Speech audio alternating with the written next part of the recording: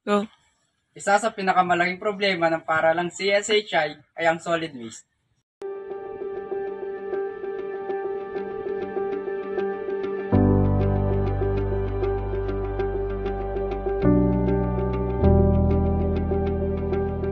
Ano nga ba ang solid waste? Ito ay isang uri ng basura na binubuo ng mga pang-araw-araw na bagay na tinatapon ng publiko. Ang solid waste ay tinutukoy bilang anumang itinapon na material na inabandona sa pamamagitan ng pagtatapon, sinunog, nire-recycle, o itinuturing na tulad ng basura. Ano ang mga sanhi ng solid waste? Hindi wastong pagtatapon ng basura. Ang hindi tamang pagtatapon ng basura ay ang numero 1 sanhi ng pollution ng solid waste. Kapag ang mga tao ay nagtatapon ng basura kung saan-saan, maaari itong mahawaan ng hangin, tubig at lupa. Ano nga ba ang maaaring bunga ng solid waste?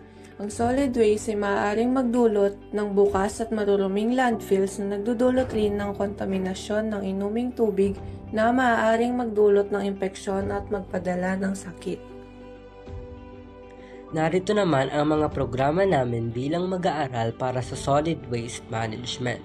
Una, bawal gumamit ng trash bag na hindi transparent para makita ang nasa loob ng basurahan at malaman kung saan ikakategorya ang trash bag. Pangalawa, ang mga pagkain o nabubulok na basura, mga basurang hindi nabubulok, mga basurang pwede pang i-recycle at mga basurang may kemikal ay dapat hiwa-hiwalay. Pangatlo, hindi maaaring magkalat sa pampublikong lugar gaya ng paaralan o bayan.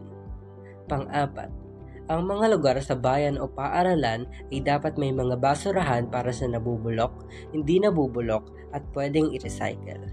At panglima, may mga tamang tapunan ng basura.